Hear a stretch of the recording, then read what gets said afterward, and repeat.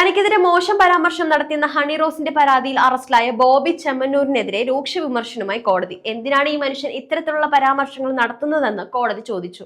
ദ്വയാർത്ഥം അല്ലെന്നാണ് പ്രതിഭാഗത്തിന്റെ വാദം. ഇതിൽ ദ്വയാർത്ഥമില്ലെന്ന് എങ്ങനെ പറയാനാവുമെന്നും ജാമ്യഹർജിയിലെ ചില പരാമർശങ്ങൾ നടിയെ വീണ്ടും അപമാനിക്കുന്നതല്ലേ എന്നും വീഡിയോ പരിശോധിച്ച കോടതി അത് ലോകം വീണ്ടും കേൾക്കട്ടെ എന്നും അഭിപ്രായപ്പെട്ടു.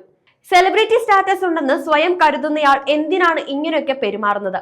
മോശം പരാമർശം നടത്തുന്നതിന്റെ പ്രത്യാഘാതം ജനങ്ങൾ അറിയട്ടെ എന്നും ജസ്റ്റിസ് പി.വി. കുഞ്ഞികൃഷ്ണൻ പറഞ്ഞു. കടയുടെ ഉദ്ഘാടന സമയത്ത് ബോബി ചെമ്മണ്ണൂർ ദ്വയാർത്ഥ പ്രയോഗം നടത്തുമ്പോഴും നടി വളരെ മാന്യമായി അതിനെ സമീപിച്ചു. ആ സമയത്ത് അവർ പ്രതികരിക്കാതിരുന്നത് അവരുടെ മാന്യതയായി കണക്കാക്കണമെന്നും കോടതി ചൂണ്ടിക്കാട്ടി.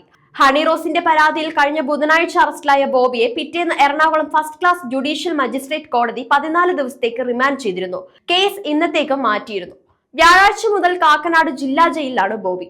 തനിക്കെതിരെ മോശം പരാമർശങ്ങൾ നടത്തുന്നുവെന്ന് ചൂണ്ടിക്കാട്ടിയാണ് കഴിഞ്ഞ ചൊവ്വാഴ്ച ഹണി റോസ് എറണാകുളം സെൻട്രൽ പോലീസിൽ പരാതി നൽകിയത്. പരാതിയെ തുടർന്ന് വയനാട്ടിൽ നിന്ന് ബോബിയെ പോലീസ് കസ്റ്റഡിയിൽ എടുക്കുകയുമായിരുന്നു.